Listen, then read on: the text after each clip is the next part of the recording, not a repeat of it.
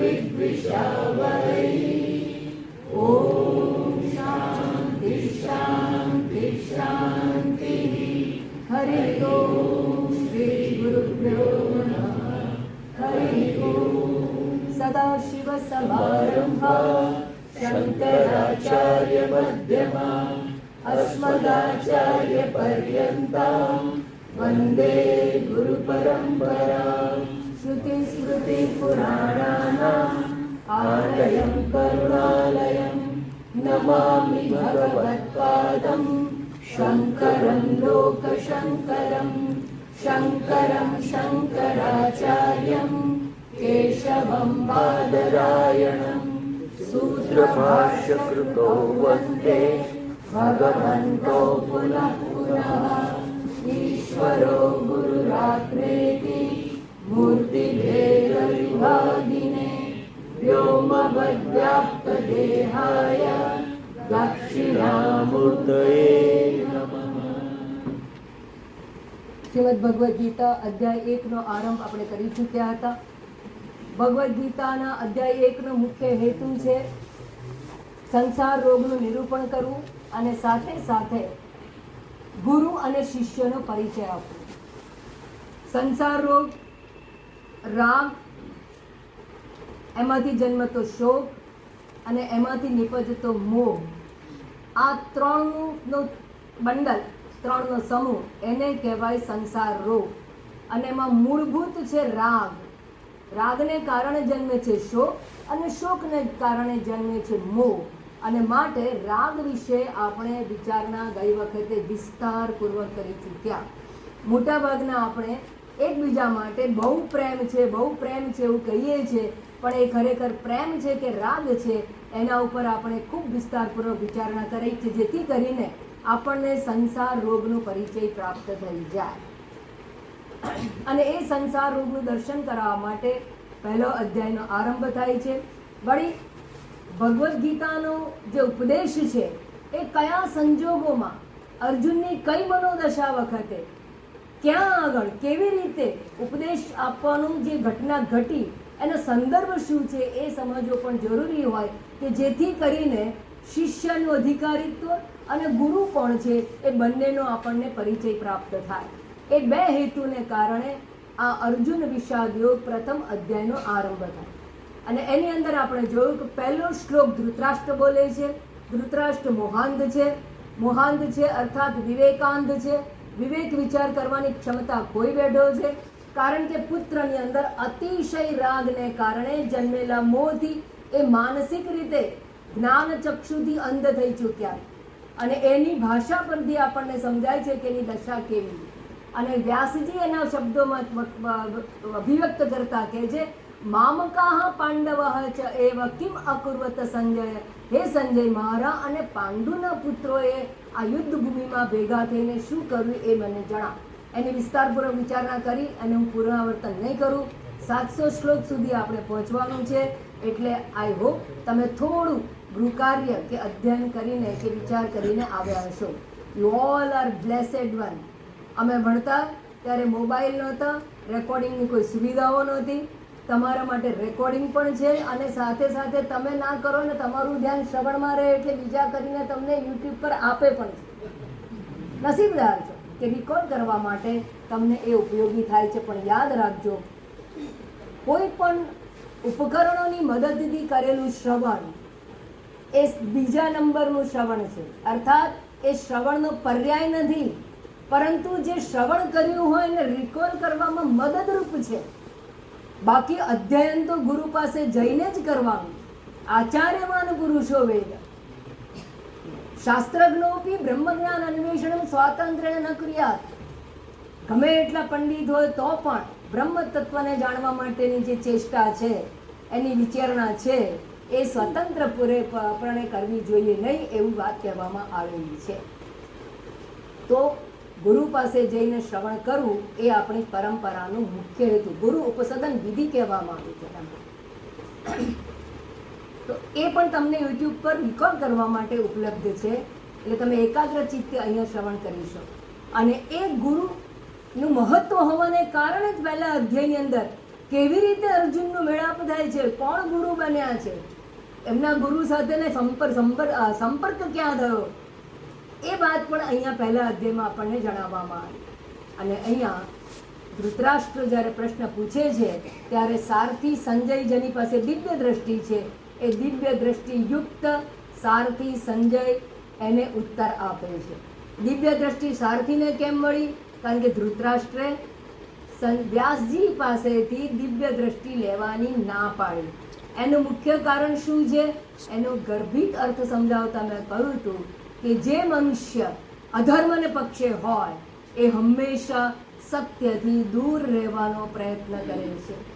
એ સત્યને પચાવી શકતા નથી, સત્યનો સામનો કરવા માટે એની ક્ષમતા રહેતી, અને માટે એને ના પાડી દીધી, હું નહીં લઉં. અને બીજું એક કારણ હતું કે એને એમ હતું કે મારી પાસે તો અહીંયા ભીષ્મ પિતામહ જે ઈચ્છિત મૃત્યુનું વરદાન જેની પાસે છે, એટલું જ નહીં, અમારા પક્ષે કર્ણ છે અને અમારા પક્ષે ઘણા બધા યોદ્ધાઓ મહારથીઓ છે, માટે અમે જ જીતું એવો અંદરથી કંઈક એને વિશ્વાસ હતો, અને માટે પણ એને દિવ્ય દ્રષ્ટિ લેવાની ના પાડી.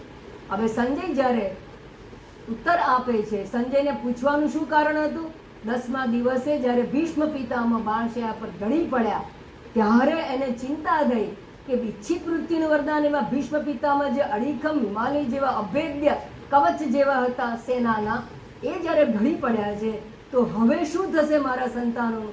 એ પ્રશ્ન એમને સતાવતો રહ્યો, અને એ ચિંતાના ઉપલક્ષમાં એમણે પ્રશ્ન પૂછી લીધો કે યુદ્ધ ભૂમિમાં શું થયું. અને જ્યારે યુદ્ધ ભૂમિનું વર્ણન કરવામાં આવ્યું ત્યારે સંજયે શરૂઆતથી આરંભ પહેલા દિવસથી જે કંઈક બન્યું એની વાત કરવાની શરૂ કરી. અને ત્યાં કહેવામાં આવ્યું કે સૌથી પ્રથમ દુર્યોધન, રાજા દુર્યોધન દ્રોણાચાર્ય પાસે જાય, અને દ્રોણાચાર્ય પાસે જઈ અને વાત કરે છે અને કહે છે, હે દ્વિજોત્તમ, હે બ્રાહ્મણ શ્રેષ્ઠ, પશ્યેતામ પાંડુપુત્રાણામ આચાર્ય મહતિંચમ, હે આચાર્ય, પાંડુપુત્રોની આ મહાન સેનાને તમે જુઓ. વ્યુઢમ દ્રુપદ પુત્રેણ તવ શિષ્યેણ ધીમતામ. કોના દ્વારા ગોઠવાઈ છે આ વ્યૂહરચના? યુદ્ધની અંદર જે વ્યૂહરચના હંમેશા એવી રીતે ગોઠવાય કે વસ્તુ હોય ઓછી પણ બતાવવી હોય વધારે, એને કળા કહેવાય. યુદ્ધ ભૂમિમાં જે સેનાની ગોઠવણી એવી રીતે કરવામાં આવે કે ઓછા યોદ્ધાઓ હોય પણ સમા માણસને લાગે કે આ તો બહુ મોટી સેના છે.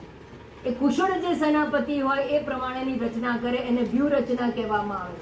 અને દ્રુપદ પુત્ર દૃષ્ટદ્યુમ્ન એ એમાં કુશળ હતો, અને એ દૃષ્ટદ્યુમ્ન આચાર્ય દ્રોણનો શિષ્ય હતો. પરંપરાને જો બંધન છે.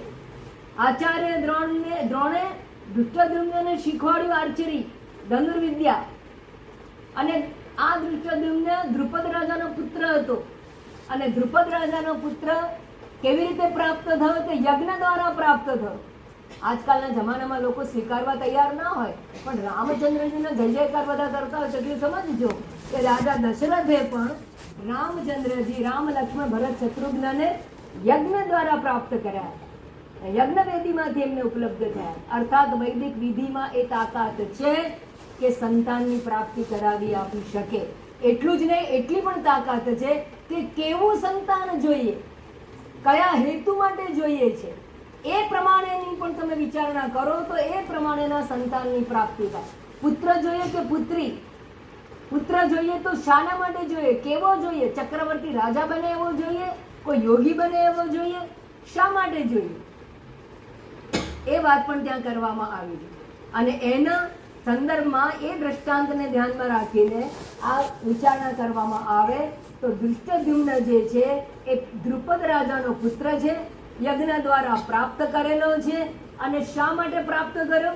તો કે આચાર્ય દ્રોણના વધ માટે, આચાર્ય દ્રોણને મારવા માટે. દ્રુપદ રાજાને દ્રોણાચાર્ય સાથે વેર ઝેર હતી.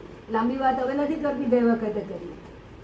અને દ્રોણાચાર્યને ખબર છે કે આ મને મારવા માટે જન્મ્યો છે, અને છતાં એ જ્યારે શિષ્ય બનીને દ્રોણાચાર્ય પાસે આવે છે તો દ્રોણાચાર્ય એને ધનુર્વિદ્યા શીખવે છે.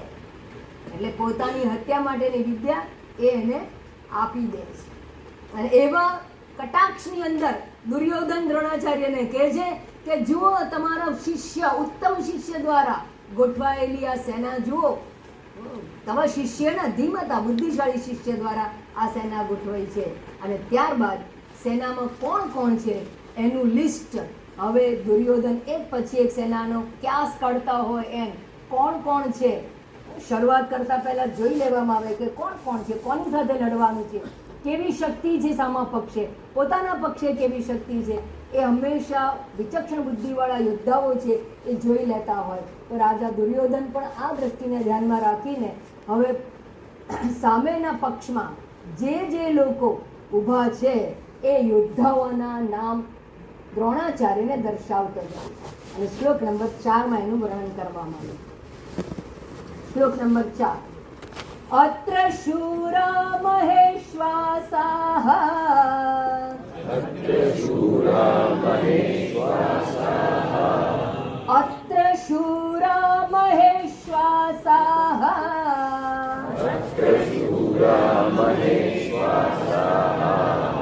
ભીમાર્જુન સમાયુધિ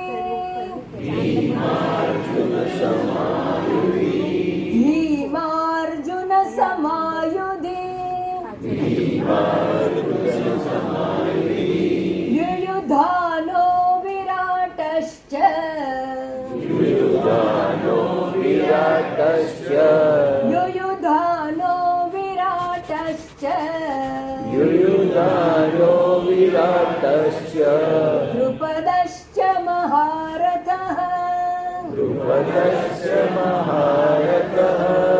દ્રુપદશ્ચ મહારથઃ અત્ર શૂરા મહેશ્વાસાઃ ભીમાર્જુન સમાયુધિ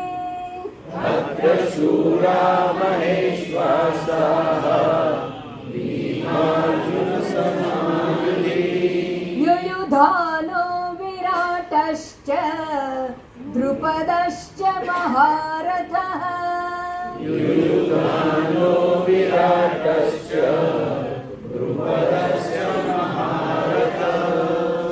દ્રોણાચાર્યને જેની માટે કોની લાગણી છે, જે એમના બહુ પ્રિય છે એવા લોકોનું નામ સૌથી પહેલા ગણાવે છે અને કહે છે અત્ર અહીં અત્યારે પાંડવ સેનામાં શૂરાહ મહેશ્વાસાહ સુરાહ, મહા એટલે મહાન અને ઈશ્વાસાહ એટલે બાણ, ઈશ્વાસ એટલે બાણ, મહાન બાણવાળા, મહાન બાણ ધારણ કરેલા. અને મહાશ્વાસા એટલે માત્ર મહાન બાણ એટલે શું કે સામાન્ય રીતે પ્રાપ્ત કરેલા નહીં પણ કોઈ દિવ્ય શક્તિ દ્વારા પ્રાપ્ત કરેલા હોય એવા, વિશેષ રીતે પ્રાપ્ત કરેલા જે બાણો હોય એવા બાણોને ધારણ કરેલા શૂરવીરો જે યુદ્ધ કરવામાં અને યુદ્ધ નીતિમાં બંનેમાં નિપુણ છે એવા યોદ્ધાઓ, એ શક્તિશાળી યોદ્ધાઓના હું નામ ગણાવું છું. કોણ કોણ છે? ભીમ અર્જુન સમા એવા શક્તિશાળી યોદ્ધાઓ કોણ કોણ? તો કે ભીમ, જેને પ્રતિજ્ઞા લીધી છે દ્રૌપદીનું વસ્ત્રાહરણ થયું ત્યારે, એવો ભીમ. અને અર્જુન જે તમારો પ્રિય શિષ્ય ને શ્રેષ્ઠ બાણાવળી એ અર્જુન. યુયુધાનઃ ત્રીજું નામ યુયુધાનઃ, ચોથું નામ વિરાટઃ, વિરાટ રાજા જેને તે અજ્ઞાતવાસમાં પાંડવો રહ્યા હતા તે. દ્રુપદઃ ચ, અને તમારા શત્રુ એવા રાજા દ્રુપદ. આ બધા કેવા છે? મહારથ. મહારથ. આ દ્રુપદ રાજાએ જ્યારે દ્રોણાચાર્યના વધ માટે પુત્રને પ્રાપ્ત કર્યો તો પૂજા વિધિ કરી તો ખરી, પણ શેના માટે કર્યું? તો કે વધ કરવા માટે, હિંસા કરવા માટે. તો પૂજા પાઠ વગેરે છે ને 3 પ્રકારની હોય છે. એક જે હોય એ સાર્વજનિક કલ્યાણાર્થે, સર્વે ભવંતુ સુખિનઃ એની ભાવનાથી કરવામાં આવે, એને સાત્વિક પૂજા પાઠ યજ્ઞ યાગ વગેરે કહેવાય. બીજા જે માત્ર સ્વલાભાર્થે હોય, પોતાના કલ્યાણ માટે, પોતાના બેનિફિટ માટે કરવામાં આવે તો એને રાજસિક પ્રકારના પૂજા પાઠ વગેરે કહેવાય. અને જે અન્યના સંહાર માટે હોય એને તામસિક પ્રકારના યજ્ઞ યાગ વગેરે કહેવાય. તો યજ્ઞ યાગ વગેરે છે તો ખરો, પણ કેવો છે? તામસિક પ્રકારનો યજ્ઞ કરી અને દ્રુપદ રાજાએ પોતાના પુત્ર દૃષ્ટદ્યુમ્નને પ્રાપ્ત કરેલા. એવા દ્રુપદ રાજા એ જે સામે ઊભા છે. અને આ બધા મહારથ. મહારથ એટલે કોણ? તો જેવી રીતે જેમ પોતાની શક્તિને આવડત પ્રમાણે રેન્ક હોય, એમ અહીંયા પણ યોદ્ધાઓની રેન્ક છે. કઈ રેન્કમાં છે? તો કે ભાઈ એને જેમ જેમ એ આગળ વધતો જાય તેમ તેમ એને તમે સ્ટાર જોતા જાઓ અને કંઈ રેન્ક આપવામાં આવે. બસ એવી અહીંયા યોદ્ધાઓમાં રેન્ક છે. આ મહારથી, એની પહેલા આવે અતિરથી. અતિરથી, મહારથી, પછી આવે રથી, પછી આવે અર્ધરથી. તો કોને કહેવાય મહારથી, અતિરથી વગેરે?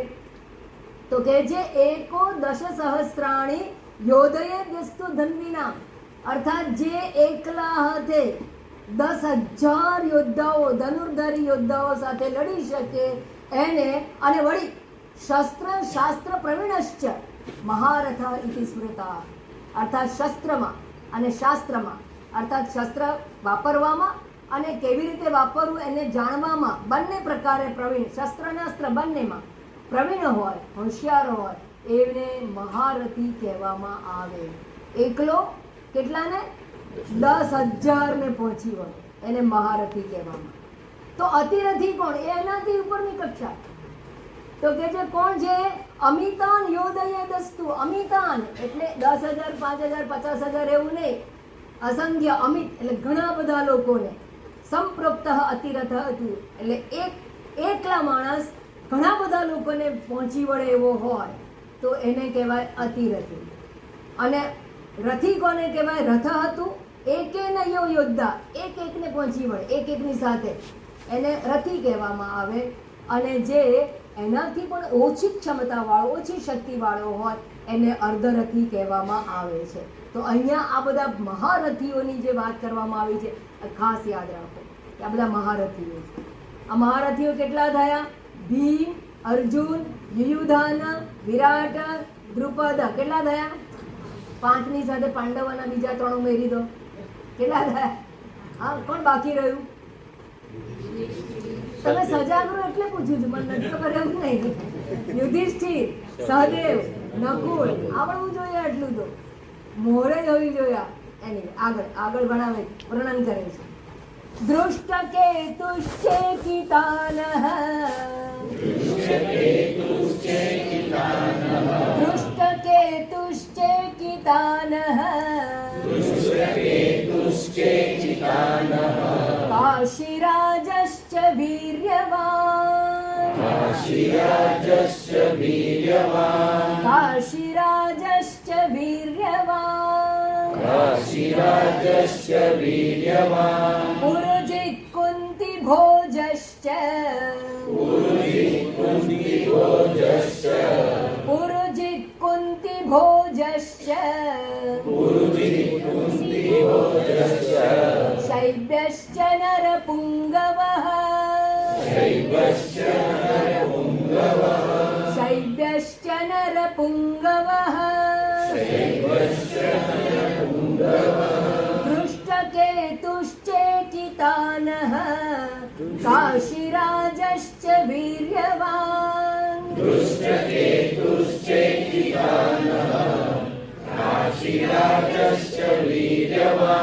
પુરુજિત કુંતી ભોજશ્ચ, શૈબ્યશ્ચ નરપુંગવઃ.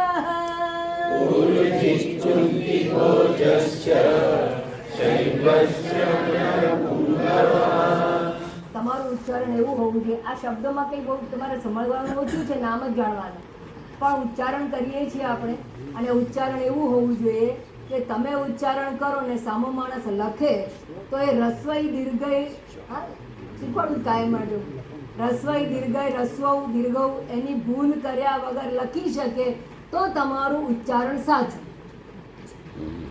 સમજાય ને? હા, એટલે જ્યારે અહીંયા હું દીર્ઘ બોલું ત્યારે દીર્ઘ ઉચ્ચારણ થવું જોઈએ, રસ્વ હશે ત્યારે હું રસ્વ ઉચ્ચારણ કરીશ, તો એનો ખાસ ખ્યાલ રાખજો. દૃષ્ટકેતુ હું આગળ નંબર ગણાવે છે 9મો દૃષ્ટકેતુ. આ બધા મહારથીઓ. ચેકિતાનઃ એ પણ મહારથી. કાશીરાજ, કાશીરાજ, વીર્યવાન, કાશીવાન. વીર્યવાન કોઈ નામ નથી, વીર્યવાન વિશેષણ છે. કાશીરાજ વિશે વીર્યવાન શક્તિશાળી એવા કાશીરાજ. પુરુજીત એ મહારથી છે. કુંતી ભોજા, કુંતી ભોજા એટલે કુંતીના પિતા, કુંતી ભોજા. શૈબ્ય ચ નરપુંગવ, આ નરપુંગવ નામ નથી, એ પણ વિશેષણ છે. નરોમાં શ્રેષ્ઠ નરપુંગવ શૈબ્ય, તો શૈબ્યરાજ એ પણ મહારથી છે. આ બધા મહારથીનું વર્ણન કરવામાં આવ્યું છે. શા માટે બધી વાત કરવામાં આવે છે?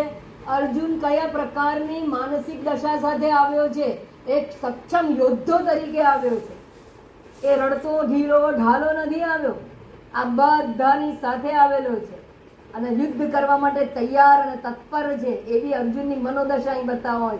માનસિક દશા અર્જુનની આપણે સમજવી ખાસ જરૂરી છે, કારણ કે પહેલા અધ્યાયમાં અર્જુન એક યોદ્ધામાંથી, કુશળ યોદ્ધામાંથી સંસારી અર્જુનમાં પરિણમી જાય છે અને બીજા અધ્યાયની આરંભમાં તો ધીરે ધીરે સંસારી અર્જુનમાંથી એ ધીમે ધીમે જિજ્ઞાસુ અર્જુન તરીકે પરિવર્તિત થાય છે. એ આખી માનસિક પ્રક્રિયા બહુ જ મહત્વની છે, કારણ કે દરેક શ્રોતા અર્જુન જો હોય તો આપણે પણ કુશળ મનુષ્ય છીએ પોતાના ક્ષેત્રની અંદર, અને ક્યારે આપણે સંસારી બની જઈએ છીએ, રાગના આવેશ યુક્ત બની જઈએ છીએ, અને ત્યારબાદ એમાંથી જો નીકળવાનું મન થાય તો હૃદયની અંદર જો પરિવર્તન આવે તો જિજ્ઞાસા જન્મે. અને એ આત્મજિજ્ઞાસા કે મોક્ષ ઈચ્છા જે જન્મે એ કેવી રીતે જન્મે, ક્યારે જન્મે છે, કયા સંજોગોમાં જન્મે છે, કેવી વિચારણા દ્વારા જન્મે છે, એ ખૂબ ખૂબ મહત્વની વાત છે. બાકી ભગવદ્ ગીતા તો ઘણી ભણી લેવામાં આવે, સાંભળી લેવામાં આવે, આપણા જીવનમાં પરિવર્તન આવતું હોય તો આ પરિવર્તન મોક્ષ માર્ગે આરંભની અંદર જે માનસિક પરિવર્તન આવવું જોઈએ એનું અહીંયા વર્ણન કરવામાં આવ્યું છે, જે ખૂબ મહત્વનું છે. એટલે આ વાત કરવામાં આવી છે. તો હવે આ ચર્ચા જે છે આપણને ગીતોપદેશ તરફ કેવી રીતે દોરી જાય છે એ સમજવાનું. તો અહીંયા નામ ગણાવવામાં આવ્યા, એ યોદ્ધાઓના નામ છે. આગળ જઈએ, જ્યાં સમજવાનું હશે ત્યાં સમય લઈશું, જ્યાં સમજવાનું નહીં હોય, આપણા જીવનને લક્ષીને જો કઈ વાત નહીં હોય તો આપણે ઝડપથી આગળ જઈશું. શ્લોક નંબર 6. યુધામન્યુશ્ચ વિક્રાંતઃ,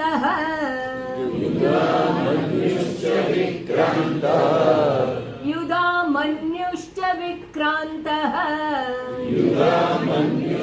વિક્રાંતઃ, ઉત્તમૌજાશ્ચ વીર્યવાન, ઉત્તમૌજાશ્ચ વીર્યવાન,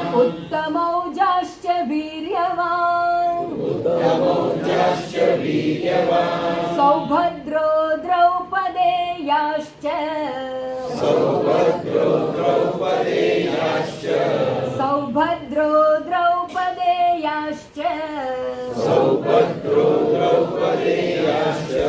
સર્વ એવ મહારથાઃ,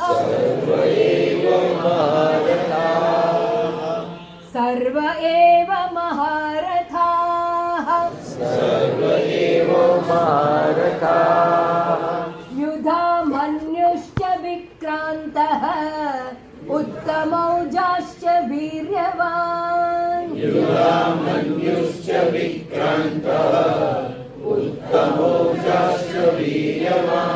સૌભદ્રો દ્રૌપદેયાશ્ચ, સર્વ એવ મહારથાઃ.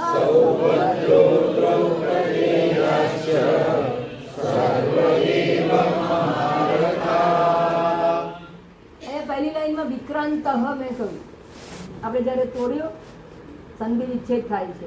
અહીંયા સંધિના હિસાબે વિસર્ગનો લોપ થયેલો છે, કારણ કે પાછળ સ્વર છે, એટલે જ્યારે આપણે તોડ્યો ત્યારે વિસર્ગ પાછો આવી ગયો, અદ્રશ્ય થયેલો વિસર્ગ આવી ગયો. એટલે કોઈ એવું ના સમજતા કે માતાજીએ કંઈ ભૂલ કરી નાખી છે કે અથવા આપણામાં કંઈ છપાયું નથી, એવું ના સમજ. છપાયું છે એ પણ બરાબર છે, બોલાયું છે એ પણ બરાબર. યુધામન્યુ વિક્રાંત, વિક્રાંત એ યોદ્ધાનું નામ નથી. વિક્રાંત યુધામન્યુ અર્થાત પ્રખર શક્તિશાળી. વિક્રાંત એટલે શું? પ્રખર શક્તિશાળી. ક્રાંતિ જેના દ્વારા થઈ શકે, વિક્રાંત, વિશેષ ક્રાંતિ, વિશેષ અને ક્રાંત અર્થાત એ પ્રખર શક્તિશાળી. અને એટલા માટે આપણે ત્યાં આપણી જે યુદ્ધ જે હતી એનું નામ હતું વિક્રાંત. હવે તો રિટાયર થઈ ગયું. તો વિક્રાંત એટલે પ્રખર શક્તિશાળી, યુદ્ધામન્યુ બળશાળી યુદ્ધામન્યુ, વીર્યવાન ઉત્તમ ઔજા, વીર્યવાન શક્તિશાળી ઉત્તમ ઔજા એ પણ મહારથી, સૌભદ્ર, સૌભદ્ર એટલે સુભદ્રાનંદન સૌભદ્ર કોણ હતા? હા તમે સાચા છો તો શું ગમતી નથી બોલ મારી જેમ બરાડીને. અભિમન્યુ, અને અભિમન્યુને શું થયું હતું? એને એકલાને ઘેરી લેવામાં આવ્યો. શેમાં ઘેરી લેવામાં આવ્યો? ચક્રવ્યૂહમાં. અને ચક્રવ્યૂહમાં અંદર તો ગયા ભાઈ, પછી 7મા કોઠા પર આવ્યા અને એનો સામનો ના કરી શક્યા.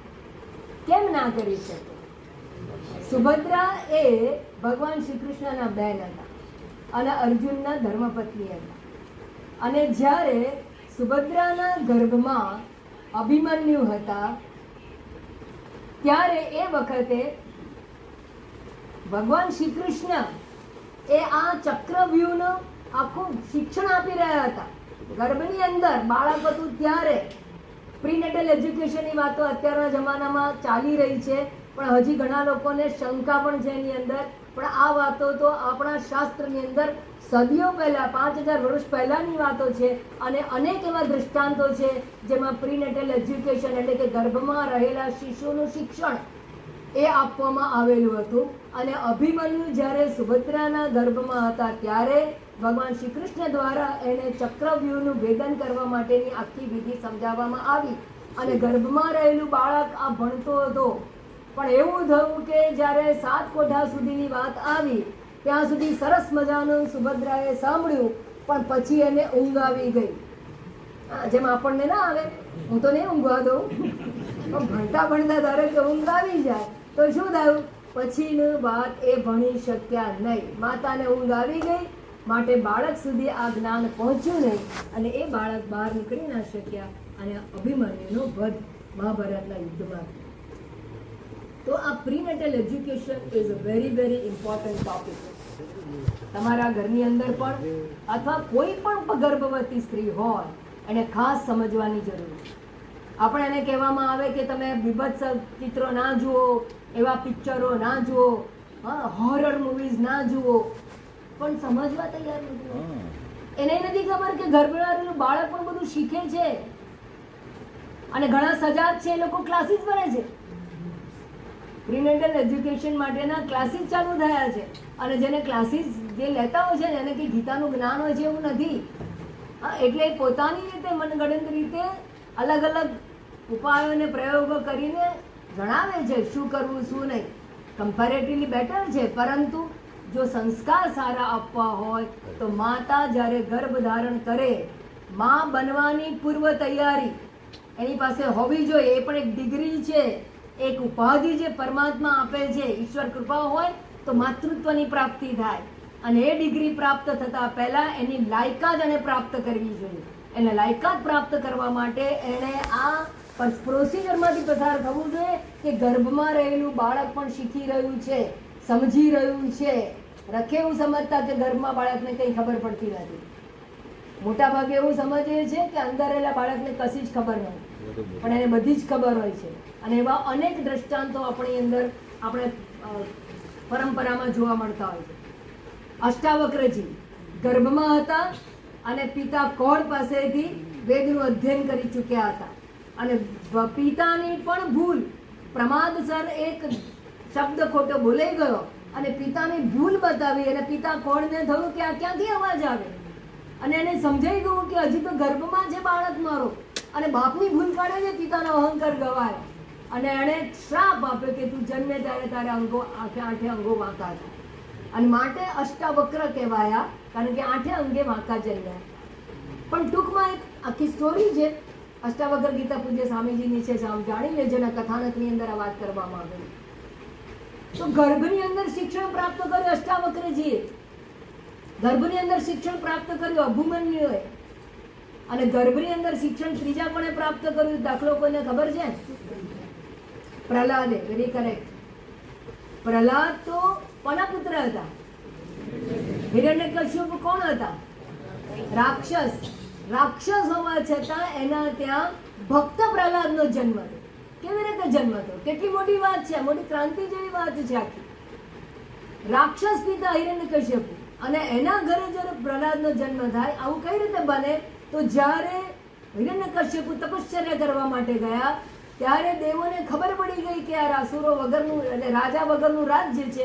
દેવોએ ચઢાઈ કરી અને ચઢાઈ કરીને અસુરોનો સંહાર કર્યો. પણ એને ખબર પડી કે જ્યારે હિરણ્યકશ્યપુના પત્ની સગર્ભા છે તો એને થયું કે એક વંશ તો રહી ગયો, એક રાક્ષસ તો રહી જશે. તો અને એક રહ્યો તો એમાંથી તો અનેક ફણગા ફૂટવાના છે. અને માટે એ લોકોએ હિરણ્યકશ્યપુના પત્નીને કિડનેપ કરી. તો કિડનેપિંગની વાત આજકાલની નથી, એવમ પરંપરા પ્રાપ્ત. ઘણી બધી વસ્તુ પરંપરા પ્રાપ્ત છે. તો એ કિડનેપ કરી લીધા અને કિડનેપ કરીને દેવો લઈ જતા હતા અને રસ્તામાં નારદજી મળી ગયા. નારાયણ નારાયણ નારાયણ, અરે આ શું કરો છો તમે? દેવર્ષિ નારદનો આશ્રમ આવ્યો, નારદજી મળી ગયા, શું કરો છો? આ તો મહાપાપ કહેવાય છે, ગર્ભ પત્નીને તમે લઈ જાઓ છો આ રીતે. તો કે શું કરીએ, એમના પેટમાં તો રાક્ષસ કુળનો જન્મ થશે, રાક્ષસનું બીજ છે અને માટે રાક્ષસનો જન્મ થશે. અને પછી વાર્તાલાપ એવો થયો કે નારદજીના આશ્રમમાં હિરણ્યકશ્યપુના પત્નીને મૂકી દેવામાં આવ્યા અને ત્યાં રહ્યા અને ત્યાં જન્મ થયો. અને નારદજીના આશ્રમની અંદર સતત નારાયણ નારાયણ જપ થતો હતો. એ સંસ્કાર લઈને બાળક જન્મ્યું અને માટે પ્રહલાદજી ભક્ત તરીકે અને ભગવાનનું નામ સ્મરણ એને મૂક્યું નહીં. ભલે અનેક પ્રકારની યાત્રાઓમાંથી પિતા એને પસાર કરે છતાં પણ ભગવાનનું નામ સ્મરણ એમણે છોડ્યું નથી. કેટલો મોટો પ્રભાવ, કેવું જીવનનું પરિવર્તન. કથાનક તો બધાને યાદ હોય છે, પણ એમાંથી જે આપણે સાર પ્રાપ્ત કરવાનું. તમારે જો સંતાન જોઈતું હોય તો દરેક માતાને કહેજો ગર્ભ ધારણ કરે ત્યારે કે બાળક જન્મ્યા પછી તો તમે એને હજી બોલતા કરતા એમાં જ તમારો સમય જશે. અને જ્યારે ચાલતા બોલતા આવડી જશે ને ત્યારે તમારી પાસે નહીં રહે, ચંચળ બાળક હોય છે, દોડતો બહાર જતો રહેશે. અને ત્યારે તમે બેસાડીને શીખવાડશો અથવા સંસ્કાર આપશો એ વાત ભૂલી જજો. કારણ કે તમારી પાસે પણ એટલો સમય નહીં હોય, એની પાસે પણ નહીં હોય.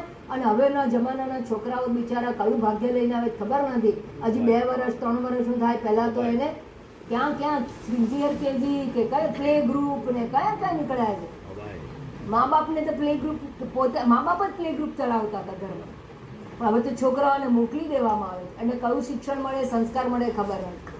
પણ ગર્ભમાં જ્યારે બાળક હોય ત્યારે 9 મહિના સુધી માની પાસે છે, સતત પાસે છે. એ ક્યાંય જવાનો નથી, જઈ શકે એમ નથી. અને સતત માં જે વિચારશે એ એનું સંસ્કારનું પોષણ થશે અને સંસ્કાર બાળકને પ્રાપ્ત થશે. તો માતાને ખાસ વિનંતી કરવી કે જેને જેવું બાળક પ્રાપ્ત કરવું હોય એવા વિચારો કરવા જોઈએ, એવો આહાર, એવો વિચાર, એવો વિહાર એના જીવનમાં હશે તો જ્યારે બાળક જન્મશે ત્યારે ઉછેરમાં અડધી મહેનત ઓછી થઈ જશે અને સંસ્કાર આપવામાં ઘણી મહેનત ઓછી થઈ જશે. કેવું બાળક હોવું જોઈએ એ માતા પર નિર્ભર કરે. પછી માને એવું કેવું નહીં પડે કે તું ના જન્મ્યો હોત તો સારા. કારણ તો મા બાપ જ હોય છે, મા બાપ જ જન્મનું કારણ છે. માટે આ વસ્તુને ખાસ યાદ રાખજો. બાય ધ વે આ વાત આવી સુભદ્રાનંદન અભિમન્યુ પણ યુદ્ધની અંદર એનું નામ ગણાવું. ત્યાર પછી કહું દ્રૌપદીના પુત્રો. સુભદ્રાના પુત્ર એક, પણ દ્રૌપદીના 5 પુત્રો. એક પતિથી એક સંતાન પ્રાપ્ત કર્યું અને 5 પુત્રો હતા. એ 5 પુત્રોને ઊંઘતા મારી નાખવામાં આવ્યા. એ યુદ્ધ નીતિની વિરુદ્ધ છે. અને કોના દ્વારા મારી નાખવાયા? અશ્વત્થામા દ્વારા. સ્ટોરી તમને ખબર ઘણી સારી નથી. અશ્વત્થામાએ 5 પુત્રોને મારી નાખ્યા અને પછી એને ક્ષમાદાન દ્રૌપદીએ આપ્યો. એ પણ વાત બહુ મશહૂર છે. દ્રૌપદીયા સર્વ એવ મહારથા. આ બધા જ મહારથીઓ છે. આગળ કે છે આ કઈ સેનાની વાત ચાલે છે? પાંડવો. હા, મને ગમે, તમે જવાબ આપો ને તો મને ભણાવવાની મજા આવે. આગળ अस्माकं तु विशिष्टाये अस्माकं तु विशिष्टाये अस्माकं तु विशिष्टाये तान्निबोध द्विजोत्तमा निबोध द्विजोत्तमा तान्निबोध द्विजोत्तमा निबोध द्विजोत्तमा नायका मम सैन्यस्य नायका मम सैन्यस्य नायका मम सैन्यस्य नायका मम सैन्यस्य संज्ञार्थं तान् ब्रवीमि ते संज्ञार्थं तान् ब्रवीमि ते अस्माकं तु विशिष्टाये तान्निबोध द्विजोत्तमा अस्माकं तु विशिष्टाये निबोध द्विजोत्तमा नायका मम सैन्यस्य तान् ब्रवीमि संज्ञार्थं तान् ब्रवीमि ते नायका मम सैन्यस्य संज्ञार्थं ब्रवीमि ते પાંડવ પક્ષના મહારથીઓનું વર્ણન પૂરું કર્યા બાદ હવે પોતાના પક્ષમાં કોણ કોણ છે એનો પણ ક્યાસ કાઢી રહ્યા. હંમેશા કુશળ યોદ્ધાઓ એ હોય બંને પક્ષની અંદર કેવી સ્ટ્રેન્થ રહેલી છે એનો ક્યાસ કાઢવામાં આવે અને એનો પરિચય મેળવે છે. અને હવે પોતાના પક્ષમાં રહેલા યોદ્ધાઓના નામ એ ગણાવે છે. કોને ગણાવે છે? દ્વિજોત્તમા. દ્વિજોત્તમા એટલે કોણ? દ્રોણાચાર્યને કેમ દ્વિજોત્તમ કહ્યું? દ્વિજોમાં ઉત્તમ એટલે દ્વિજોત્તમ, શ્રેષ્ઠ. અને દ્વિજ એટલે બ્રાહ્મણ. બ્રાહ્મણ એટલે બીજી વાર જન્મેલો અને દ્વિજ કહેવાય. એકવાર માના ગર્ભમાંથી જન્મે અને ત્યારબાદ ઉપનયન સંસ્કાર આપવામાં આવે અને જનોઈ ધારણ કરે ત્યારે એને દ્વિજ કહેવામાં આવે છે. અને એ દ્વિજોત્તમ એટલે બ્રાહ્મણ તરીકે એને સંબોધે છે, દ્વિજ શ્રેષ્ઠ તરીકે સંબોધે છે. શા માટે?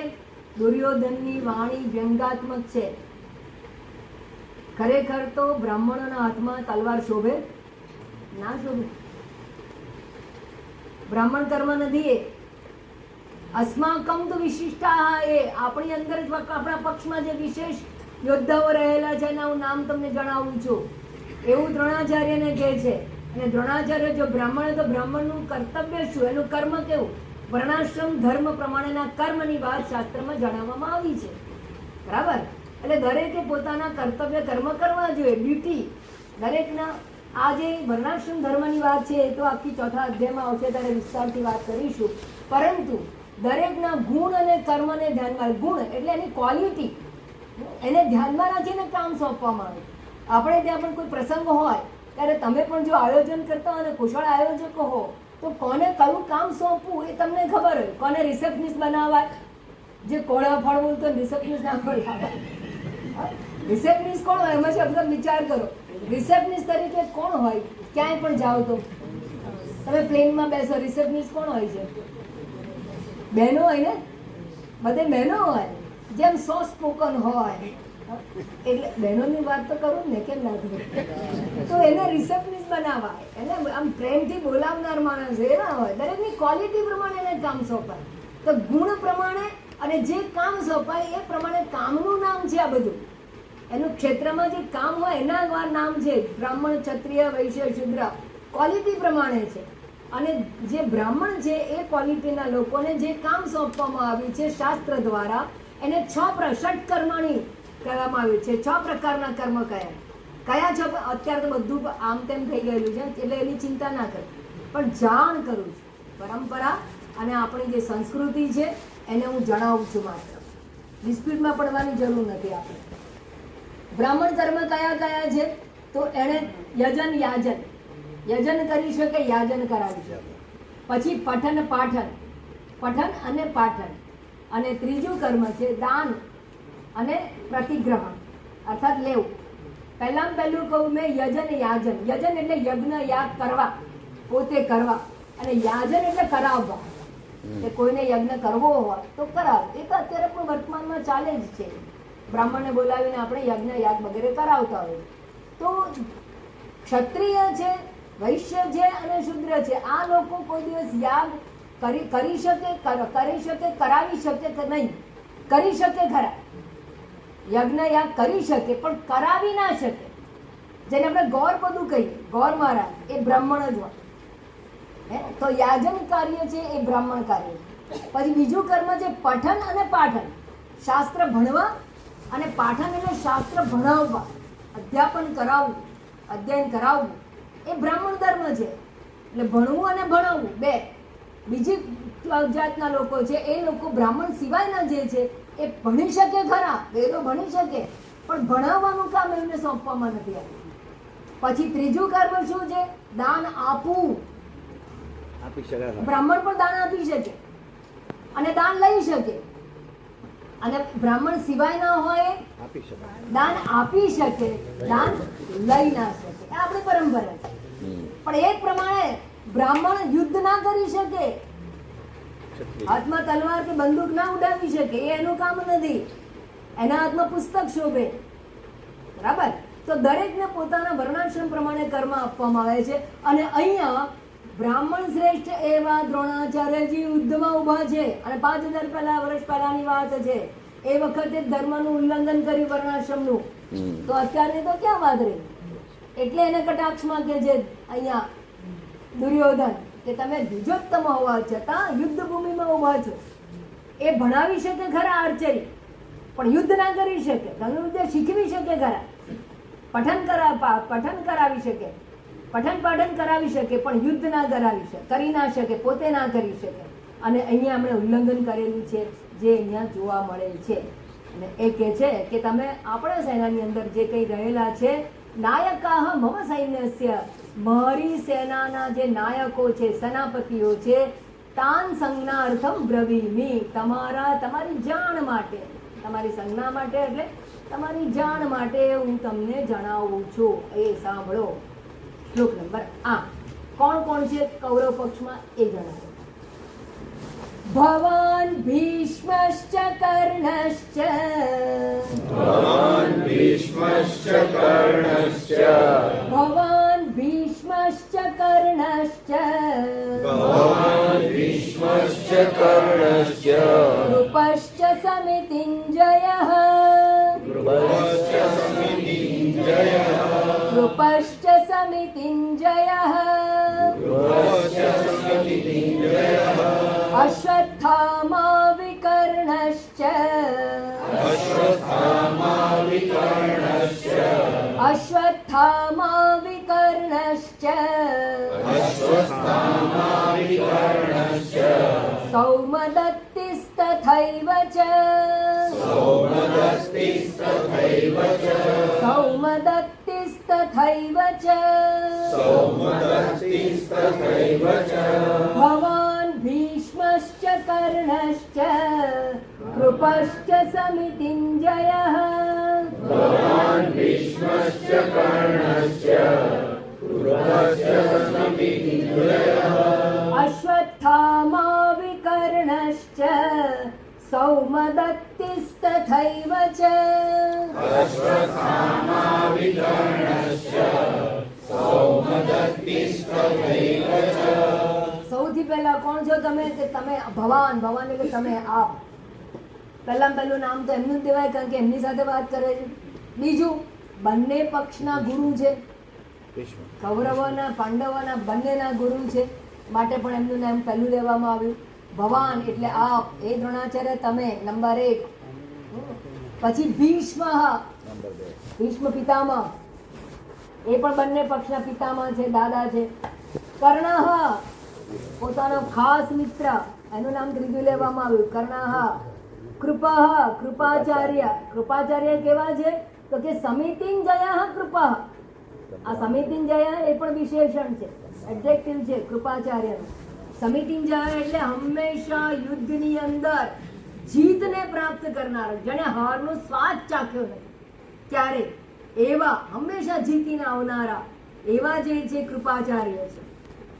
વળી દ્રોણાચાર્ય સામે ઉભા છે એટલે એના પુત્રનું નામ લીધું અશ્વત્થામા, અને પોતાનો સૌથી નાનો ભાઈ વિકર્ણઃ, અશ્વત્થામા વિકર્ણઃ, અને સૌમદત્તિ. સૌમદત્તિ એટલે સોમદત્તનો પુત્ર સૌમદત્તિ, અને એનું નામ છે ભૂરિશ્રવા. એ સોમદત્તના પુત્ર છે ભૂરિશ્રવા. સોમદત્તનો પુત્ર હોવાથી અહીંયા સૌમદત્તી નામ કહેવામાં આવ્યું. તો આ બધા પણ અહીંયા આપણી સેનાની અંદર મહારથીઓ છે. આગળ બસ આટલા જ નામ કરીને પૂરું થઈ જાય એક જ શ્લોકની અંદર. પાંડવ સેનામાં એને 2 શ્લોકની અંદર વર્ણન કર્યું. વ્યાસજીએ જો મહત્વ આપ્યું છે 2 શ્લોકમાં. અહીંયા કૌરવોના પક્ષમાં દુર્યોધન જ્યારે નરેટ કરી રહ્યા છે ત્યારે માત્ર એક જ શ્લોકમાં પતી ગયું. અને હવે આગળ એનો ઉપસંહાર કરીને કહે છે. શું કહે છે જુઓ. હવે એ એની મનોદશા દર્શાવે. શબ્દોમાં પરિચય થઈ જાય. એટલે કે ને માણસ બોલે ને એટલે ખબર પડી જાય કે કોણ છે, કેવો છે. એટલે કે ને ન બોલ્યામાં 9 ગુણ. એટલા માટે કહેવામાં આવે કે બોલે એની સાથે ખબર પડી જાય કોણ છે. તો અહીંયા કહે છે હવે જો અન્યે ચ બહવ શૂરાઃ અન્યે ચ બહવઃ અન્યે ચ બહવ શૂરાઃ અન્યે ચ બહવઃ શૂ દીર્ઘ છે. અન્યે ચ બહવ શૂરાઃ અન્યે ચ બહવઃ મદર્થે ત્યક્ત જીવિતાઃ મદર્થે મદર્થે ત્યક્ત જીવિતાઃ નાના શસ્ત્ર પ્રહરણાઃ નાના શસ્ત્ર પ્રહરણાઃ સર્વે યુદ્ધ વિશારદાઃ સર્વે યુદ્ધ વિશારદાઃ અન્યે ચ બહવ શૂરાઃ મદર્થે ત્યક્ત જીવિતાઃ અન્યે ચ મદર્થે ત્યક્ત જીવિતાઃ નાના શસ્ત્ર પ્રહરણાઃ સર્વે યુદ્ધ વિશારદાઃ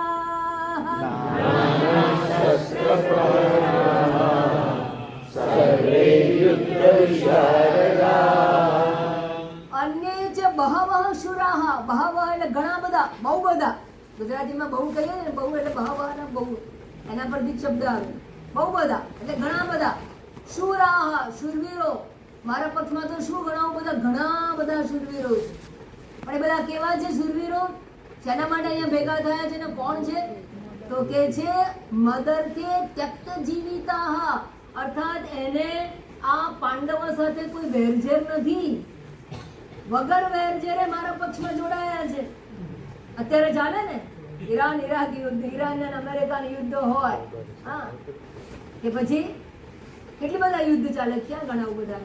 પણ દરેક 2 મુખ્ય પક્ષ હોય, શત્રુ પક્ષ બરાબર 2 હોય, પણ બાકી બધાની સાથે જોડાઈ જાય અને હેલ્પ કરે. એટલે મિસાઇલો મોકલે, ડ્રોન મોકલે, જેમ કે ચાઇના મોકલે. અને કોણ કોને મોકલે તમને મારા કરતા વધારે ખબર. તો એ બધા કેવા કે ડાયરેક્ટલી કનેક્ટેડ નથી પણ ઇનડાયરેક્ટલી કનેક્ટેડ છે યુદ્ધમાં. તો એ આ તો અહીંયા અલગ પ્રકારનું ચિત્ર છે. પણ એ જમાનાની અંદર એટલા માટે Mahabharat just like a world war. It was like a world war. Mahabharat કહેવાય. મહાભારત યુદ્ધ એટલે મહાન યુદ્ધ થયું. અને એ વખતે જેને કોઈ શત્રુતા નથી એવા લોકો પણ કેટલાક કૌરવના પક્ષમાં જોડાયા, કેટલાક પાંડવના પક્ષમાં જોડાયા. અને એવા લોકો સામસામે આવીને કે જે અન્ય જે બહવાસુરાહ અને એ બધા મદર્થે ત્યક્ત જીવિકા. હું ભાષાની વાત કરું છું અહીંયા. દુર્યોધન કહે છે મારા માટે, મદર્થે એટલે મારા માટે, ત્યક્ત જીવિતા જીવન ત્યાગીને. જીવન ત્યાગીને એટલે મરવા માટે. જીવન ત્યાગીને એટલે મરવા માટે. એટલે મારા માટે મરવા માટે ઉભા. એનો અર્થ બધા મરવા જ ઉભા છે. દુર્યોધન ની અંદર શું થયું? એને વિશ્વાસ નથી કે હું જીતીશું. મરવા શું કામ? જીતી જાવ તો થોડું મરાય. જ્યારે એ કહે છે કે મારા માટે જીવન છોડીને અચ્છાવર કરીને ઉભા છે, એટલે મારા માટે ઉભા છે, અર્થાત કે મારું સૈન્ય ખલાસ થઈ જવાનું. આ અંદર રહેલો દુર્યોધનનો છુપો ભય અભિવ્યક્ત થાય છે. દુર્યોધનનો ભય બતાવે. જીવવાની આશા છોડીને ઊભા છે. તત્ત જીવિત અર્થાત જીવનની આશા, જીવવાની આશા છોડીને ઊભા છે. એવા મારા માટે બધા ઊભા. કેવા છે બધા શૂરવીરો? નાના શસ્ત્ર પ્રહરણાહ. નાના નાના એટલે નાના નાના નહીં, નાના એટલે વિવિધ પ્રકારના, વિભિન્ન. ગુજરાતી ભાષામાં પછી નાના આવે ને, ભાઈ માના બાપને પણ નાના કહેવાય એવું નહીં.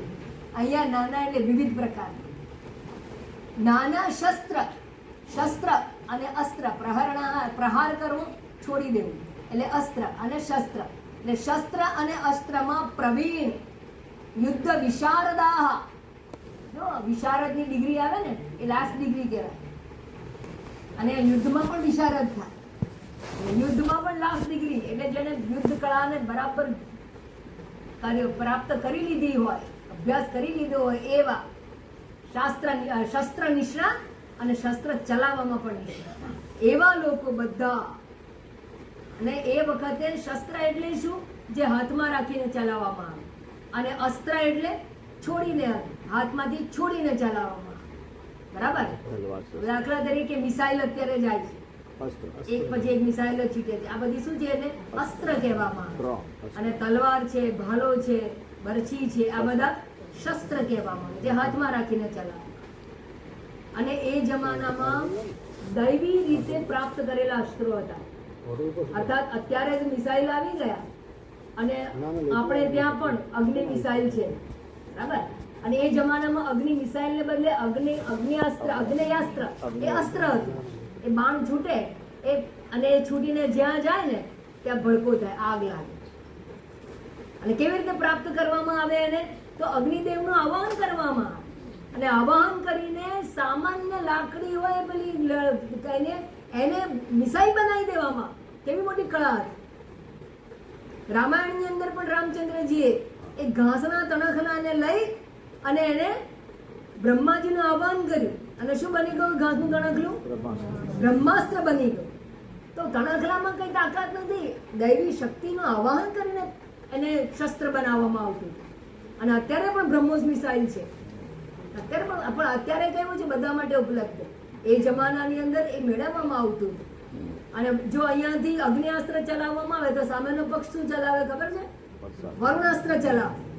એટલે વરસાદ આવે ને બધું એનું ઉલવી નાખે.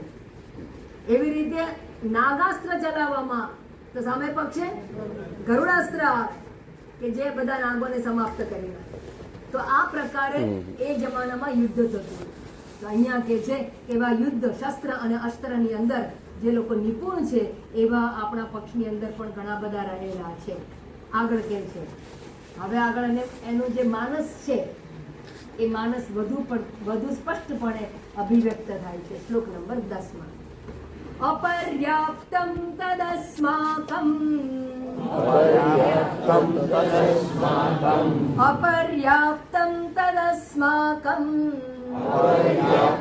તદસ્માકમ બલમ ભીષ્માભિરક્ષિતમ બલમ ભીષ્માભિરક્ષિતમ બલમ ભીષ્માભિરક્ષિતમ બલમ ભીષ્માભિરક્ષિતમ પર્યાપ્તમ ત્વિદમેતેષાં પર્યાપ્તમ ત્વિદમેતેષાં પર્યાપ્તમ ત્વિદમેતેષાં પર્યાપ્તમ ત્વિદમેતેષાં બલમ ભીમાભિરક્ષિતમ બલમ ભીમાભિરક્ષિતમ બલમ ભીમાભિરક્ષિતમ બલમ ભીમાભિરક્ષિતમ અપર્યાપ્તમ તદસ્માકમ બલમ ભીષ્માભિરક્ષિતમ અપર્યાપ્તમ તદસ્માકં બલમ ભીષ્માભિરક્ષિતમ પર્યાપ્તમ ત્વિદમેતેષાં બલમ ભીમાભિરક્ષિતમ પર્યાપ્તમ ત્વિદમેતેષાં બલમ ભીમાભિરક્ષિતમ. એ કહે છે દુર્યોધન અપર્યાપ્તમ. અપર્યાપ્ત એટલે ગુજરાતી ભાષામાં પણ આપણે વાપરીએ છીએ શબ્દ. પર્યાપ્ત એટલે પર્યાપ્ત છે એટલે પૂરતું છે, ઇનફ. અને અપર્યાપ્ત એટલે ઓછું છે, ઊણું છે, અધૂરું છે, પૂરતું નથી. એટલે અપર્યાપ્ત છે અર્થાત આપણા પક્ષની અંદર જે સામર્થ્ય છે, શક્તિ છે યોદ્ધાઓની અંદર, કે જે ક્ષમતા છે સેનાની, એ અપર્યાપ્ત ક્ષમતા છે. Not enough to conquer this war. જેમ તપેલામાં એમ કે દાળ કેટલી છે, કે તો કે અપર્યાપ્ત છે, તો સમજવાનું કે જેટલા આવ્યા છે ને જમાડવામાં અપર્યાપ્ત. અહીંયા યુદ્ધ છે તો અપર્યાપ્ત છે. એટલે શું અપર્યાપ્ત છે? તો કે સેનામાં જે સ્ટ્રેન્થ છે, આપણી જે સેના છે એ જીતવા માટે અપર્યાપ્ત છે, પાંડવોને હરાવવા માટે અપર્યાપ્ત છે. અપર્યાપ્તમ તદ અસ્માકમ. અસ્માકમ આપણી સેના અપર્યાપ્ત છે. કોના દ્વારા રક્ષાયેલી છે? જો વિચાર કરો, બલમ ભીષ્માભિરક્ષિતમ. બલમ એટલે સેના. આ સેના ભીષ્મ પિતામહ દ્વારા રક્ષાયેલી છે, જેને ઈચ્છિત મૃત્યુનું વરદાન છે. અને ભીષ્મ પિતામહ એટલે કેટલા પ્રખર બાણાવાળી ને કેટલા પ્રખર શક્તિશાળી માણસ, અને છતાં એની કમ્પેરિઝન દુર્યોધન ભીમ સાથે કરી લે છે. ક્યાં ભીષ્મ પિતામહ અને ક્યાં ભીમ? તો કહે છે કે આપણું સૈન્ય જે છે એ ભીષ્મ દ્વારા સુરક્ષિત છે, કારણ કે કૌરવોની સેનાના સેનાપતિ ભીષ્મ પિતામહ હતા, અને એના દ્વારા રક્ષાયેલી સેના છે. પણ આપણી અપર્યાપ્ત છે, પૂરતી નથી. અને એ લોકોની સેના પર્યાપ્તમ. તો ઇદમ એતેષામ બલમ પર્યાપ્તમ. એ લોકોનું સૈન્ય કેવું છે? પૂરતું છે. શેના માટે પૂરતું છે? જીતવા માટે, અર્થાત આપણને હરાવવા માટે. તો અત્યારથી જ એને પેલું કે ને કે જે પેલું છે ને રડતું મોડું લઈને જાય એ શું કરે? મુવાની ખબર લઈને આવે. આ ત્યાંથી શરૂ થયું. એનો આરંભ જ એવો કર્યો છે. એનું અત્યારથી જ મોડું પડી ગયું છે. અત્યારથી ગે ચાલુ થઈ ગયું કે આપણે તો પૂરતું નથી, અપર્યાપ્ત છે. અંદર રહેલો ભય ડોકા કરે છે, આત્મવિશ્વાસનો અભાવ ડોકા કરે છે. હજી તો આરંભ નથી કર્યો. અને એનામાં રહેલો અવિશ્વાસ, આત્મવિશ્વાસનો અભાવ, સલામતીનો અભાવ, ઓછું મનોબળ. દ્રઢ મનોબળ નથી એનું, દુર્યોધન ઓછું મનોબળ છે. અને માટે આ શબ્દ બોલે છે, ભીમાભિરક્ષિતમ એતેષામ બલમ પર્યાપ્તમ. ભીમ દ્વારા રક્ષાયેલી એમની સેના પર્યાપ્ત છે, આપણને હરાવવા માટે પર્યાપ્ત છે. જ્યારે આપણી સેના કૌરવ પાંડવોને હરાવવા માટે અપર્યાપ્ત છે. આવું કેમ છે?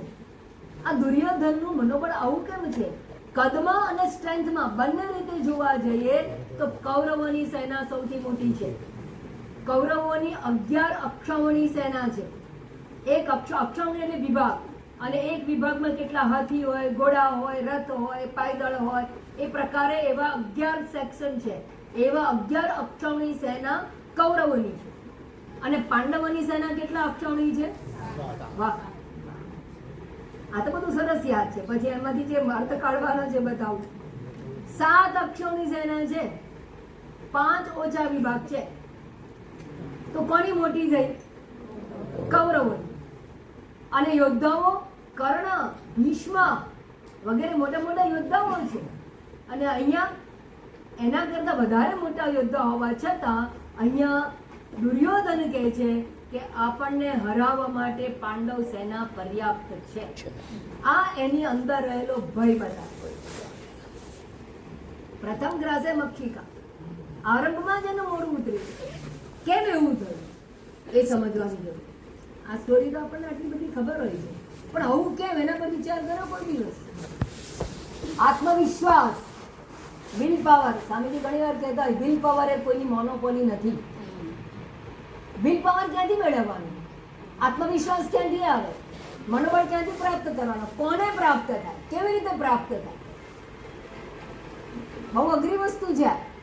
કોઈ બજારમાં, કોઈ દુકાનમાં વેચાતી મળતી નથી. આ સત્તાધીશો પાસે હોય એવું નથી હોતું. ક્યાંથી લાવવાનું? સલામતીનો ભાવ. અહીંયા દુર્યોધન અસલામતી અનુભવે છે. અને આગળ કહ્યું કે બધા મને પોતે જીવન ન્યોછાવર કરીને ઊભા છે. આગળ પણ એણે વાત કરી, અને અહીંયા પણ કહે છે કે આપણું સૈન્ય અપર્યાપ્ત છે. અર્થાત કે પોતે હરી જશે એવું અંદરથી ભીતિ છે, એનો ભય અભિવ્યક્ત થાય. એનું કારણ એ છે કે એ અધર્મના પક્ષે છે, પોતે અધર્મ આચરી રહ્યો છે. અને જે માણસ જેટલો અધર્મ કરતો હોય, જેટલો અધાર્મિક હશે, એટલું એનું મનોબળ ઓછું. મનોબળ પ્રાપ્ત કરવું હોય, સલામતી જોઈતી હોય, માનસિક સલામતી, દ્રઢ મનોબળ, આત્મવિશ્વાસ જેને કહેવામાં આવે, એ પ્રાપ્ત કરવો હોય તો ધર્મના પક્ષે જીવવું પડે, બીજા કોઈ રીતે પ્રાપ્ત ના. જેના ગર્ભમાં જેટલું સત્ય હોય એટલી શક્તિ એ પોતે પ્રાપ્ત કરી શકે. ક્યાંથી શક્તિ લાવો? ધર્મ જીવનમાં હોવું. મહાત્મા ગાંધી શું હતું એમની પાસે? એમની પાસે AK-47 ના અથવા તો કયા કમાન્ડોઝ નહોતા એની આજુબાજુ, અને આપણે ત્યાં રાજ હતું બ્રિટિશરોનું. અરે પેલું બુલેટ પ્રૂફ જેકેટ હતું એની પાસે, અરે ખુલ્લી છાતી હતી. તો શું એનું સિક્સ પેક બોડી હતું એનું? ના, મોટી ઊંચેરો માનવી કહેવાય, અડધી પોતળી પહેરનારા, અને છતાં બ્રિટિશરોને હંફાવી શક્યા. એનું કારણ એમની પાસે 2 પ્રકારના શસ્ત્રો હતા, અને એ શસ્ત્રનું નામ છે સત્ય અને અહિંસા. આ 2 શસ્ત્ર છે, આ ધર્મ છે, આ જીવન મૂલ્યો છે. માત્ર 2 જીવન મૂલ્યોને અપનાવવાથી આટલી મોટી તાકાત એમની પાસે પ્રાપ્ત થઈ. જો આપણે એ ધર્મના માર્ગે ચાલીએ તો કેટલી તાકાત પ્રાપ્ત. ક્યાંથી આવે છે મનોબળ? આ સલ્તનત સામે ઉભા રહેવાની તાકાત ક્યાંથી આવે? ધર્મ એમના પક્ષે. અને દુર્યોધનને આટલું બધું હોવા છતાં ભયભીત છે કારણ કે અધર્મના પક્ષે છે. અને અર્જુન પ્રખર શક્તિશાળી છે. એ તો આગળ કહેશે, એના પણ શબ્દો આવશે. જેમ અત્યારે દુર્યોધનના શબ્દો છે, પછી અર્જુનના શબ્દોનો વિચાર કરીશું. એનામાં દ્રઢ આત્મવિશ્વાસ. એનું કારણ શું છે? એના પક્ષે ઓછી સૈન્ય ઓછું હોવા છતાં પણ મનોબળ છે, કારણ કે ધર્મના પક્ષે છે. ધર્મ એમની સાથે. ભગવાન શ્રી કૃષ્ણ એમના પક્ષે છે. શ્રી કૃષ્ણની આખી સેના કૌરવોના પક્ષે છે. સેના છે એ મટીરિયલ પાવર એ બતાવે છે, અને ભગવાન શ્રી કૃષ્ણ એ સ્પિરિચ્યુઅલ પાવર બતાવે. મટીરિયલ પાવર આગળ સ્પિરિચ્યુઅલ પાવર ઓલવેઝ આવી છે, ઓલવેઝ મહાન છે, ગ્રેટ છે, એ દર્શન કરાવે છે. તો શબ્દો વાંચતા સાથે સાથે જીવનમાં અપનાવવું જોઈએ કે મારા જીવનમાં શું જોઈએ છે. ભૌતિક સંપત્તિ જોઈએ છે, બાહ્ય બળ પ્રાપ્ત જોઈએ છે જે નશ્વર છે, કે પછી મારે આંતરબળ પ્રાપ્ત કરવું જે મારા મૃત્યુ પછી મારી સાથે આવવાનું. ધર્મો મિત્ર મૃતસ્ય છે. શું મેળવવાનું છે? પણ આપણે બાહ્ય પરિબળો પ્રાપ્ત કરવા માટે આખી જિંદગી વેડફી દઈએ છીએ, અંતે મૃત્યુ સમય ખાલી હાથે પાછા. એ તમને વાત તો ખબર હશે કે જ્યારે યુદ્ધ શરૂ થવાનું હતું ત્યારે મદદ માંગવા માટે બંને જણા, દુર્યોધન અને અર્જુન, એ બંને જણા ભગવાન શ્રી કૃષ્ણ પાસે જાય. આ સ્ટોરી મારે ખાસ કહેવી છે કારણ કે બહુ મહત્વનો મુદ્દો છે એની અંદર, ભલે તમને ખબર હોય. અર્જુન અને દુર્યોધન બંને ભગવાન શ્રી કૃષ્ણ પાસે દ્વારિકામાં જાય છે. ભગવાન દ્વારિકાની અંદર પોતાના રાજ્યની અંદર સૂતા છે, અને ભગવાન સૂતા છે શૈયા ઉપર, અને પહેલા જાય છે દુર્યોધન. પહેલો પહોંચી ગયો ત્યાં, અને દુર્યોધન ત્યાં જઈને જોયું કે આ તો સૂતા છે ભગવાન, એટલે છંછેડાય નહીં કારણ કે યાચના કરવા આવી, એટલે કે હું બધા ઉઠાડાય નહીં, એટલે રાહ જોવી પડે. એટલે ત્યાં એમને માથા પાસે સામે બેસી ગયા, અને અર્જુન પાછળથી આવ્યો, અને અર્જુન ભગવાનના પગ પાસે બેસી ગયો. અને થોડા વખત પછી ભગવાન જાગી ગયા. જાગી ગયા એટલે સીધી નજર જાગે તો ક્યાં જાય? સામે. એટલે પગ પાસે અર્જુન બેઠો તો ક્યાં નજર ગઈ? આ બાજુ દુર્યોધન. એટલે ભાઈ જાગીને પૂછ્યું કે શું થયું? બંને જણા આવ્યા છે, શું કામ છે? બધાને 2 જણાએ કહ્યું કે અમારે તમારી મદદની જરૂર છે. ભગવાન કહે કે મારે બંનેને મદદ કરવી પડે. કૌરવ સૈન્ય, કૌરવ કુળ તો એક જ છે, બંને એના માટે સરખા હતા. ભગવાન કે પણ હવે હું મદદ કરું તો મારી એક શરત છે. મારી પાસે 2 વસ્તુ છે, એક તો હું પોતે અને મારી સેના. પણ મને જે પસંદ કરે તો હું હથિયાર વગરનો હોઈશ, હું યુદ્ધ નહીં કરું. તો હથિયાર વગરના મને પસંદ કરો અથવા મારી સેના પસંદ કરો. આ બે વસ્તુ છે, વિકલ્પ આપ્યો, અને વિકલ્પમાં પસંદગી કરો. પણ પસંદ કરવા માટે સૌથી પહેલા ચાન્સ કોને આપે છે? અર્જુનને આપે છે. દુર્યોધન કહે પહેલો હું આવ્યો છું, રખે ને આ માંગી લે આખી સેના, પહેલો તો હું આવ્યો છું, મને ચાન્સ મળવો જોઈએ. ભગવાન કહે પણ મેં પહેલા અર્જુનને જોયો.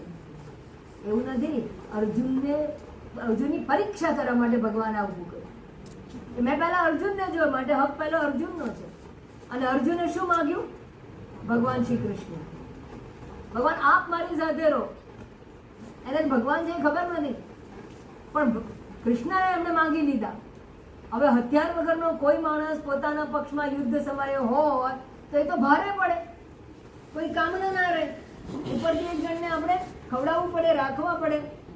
અને આ તો બાજુ કૃષ્ણ હતા અને આ બાજુ આખી સેના, અને ભગવાનની સેના દુર્યોધનના પક્ષે હતી. અને પરિણામ જ્યારે આવ્યું ત્યારે તમને ખબર પડી કે અર્જુનની પરીક્ષા ભગવાને કરી કે એને શેમાં રસ છે. તો જ્યારે અર્જુને કૃષ્ણની પસંદગી કરી એ જ બતાવે છે કે અર્જુન ધર્મના પક્ષ, અને માટે એણે ભગવાનની પસંદગી કરી. જ્યારે કૌરવ એટલે દુર્યોધને છે એ સેનાની પસંદગી કરી, અને ભલે આટલી મોટી સેના માંગી લીધી, આટલું બળ પ્રાપ્ત કર્યું, છતાં એની જીત થઈ નહીં. એટલે યાદ રાખવાનું, હંમેશા ધર્મ જીતે છે. હંમેશા જય કોનો થાય છે? ધર્મનો જય. અધર્મ હંમેશા હારે છે. ભલે મોટું દેખાય, આરંભની અંદર દેખાય, પણ પાછળથી એનું કોઈ તાકાત જણાતી હોતી નથી, કારણ કે અંદર વિશ્વાસ નથી. તો દ્રઢ વિશ્વાસ, મનોબળ પ્રાપ્ત કરવો હોય, આંતરિક શક્તિ પ્રાપ્ત કરવી હોય તો ધર્મના પક્ષે રહેજો. ધર્મનું આચરણ કરો. લૂંટાઈ જતો તો ઉલટાવો. તો અમે આપણે જ્યારે અહીંથી જઈએ ને જગતમાંથી, ત્યારે મૂકીને જ જવાનું, પોતાનું શરીર મૂકીને જવાનું છે. શું લૂંટાઈ જવાનું? એને છોડી દો, પણ ધર્મને ના છોડતા, કારણ કે ધર્મ છે એ અમર છે, સનાતન છે. વી આર સનાતન. સનાતન ધર્મ છે આપણો. ધર્મ સનાતન છે, અને જગતના પદાર્થો બધા નશ્વર છે. એ સનાતન. આગળ હવે ભયભીત દુર્યોધન શું કરે છે એ જણાવે. સમય રજા નથી આપતો, એટલે હવે પછીની વાત આપણે આવતીકાલે મળીશું ત્યારે કરીશું. ઓમ પૂર્ણમદ પૂર્ણમિદં પૂર્ણાત પૂર્ણમુદચ્યતે પૂર્ણસ્ય પૂર્ણમાદાય પૂર્ણ